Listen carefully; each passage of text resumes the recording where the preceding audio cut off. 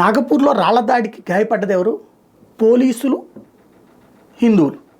అదే సందర్భంలో హైదరాబాద్లో రాళ్ల దాడిలో గాయపడిన, ఢిల్లీలో రాళ్ల దాడిలో గాయపడిన, పెట్రోల్ వీటితో గాయపడ్డా, రాయచోటిలో గాయపడ్డా ఎవరు గాయపడుతున్నారు? హిందువులు. ఆత్మరక్షణ విద్యలు ఎవరికి నేర్పాలి? హిందువులకా, ముస్లింలకా? కర్ణాటకలో మొత్తం ఇప్పటిదాకా జరిగినటువంటి 6 ఇన్సిడెంట్లో దెబ్బలు తిన్నది హిందువులు.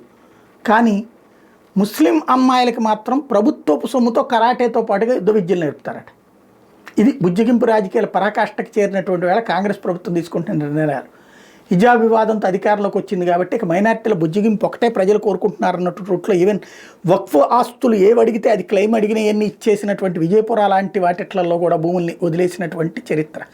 ఇప్పుడు ఏకంగా కొత్త కాన్సెప్ట్ తెర మీదకి వచ్చి హిందువుల మీద దాడులు చేయడానికి సిద్ధపడేటటువంటి వాళ్ళకి ఇప్పుడు ట్రైనింగ్లు ప్రభుత్వం ఇస్తోందంటే మరి వీళ్ళు ఎక్కడికి తీసుకెళ్లాలనుకుంటున్నారన్నది ఆలోచించాల్సి ఉంది.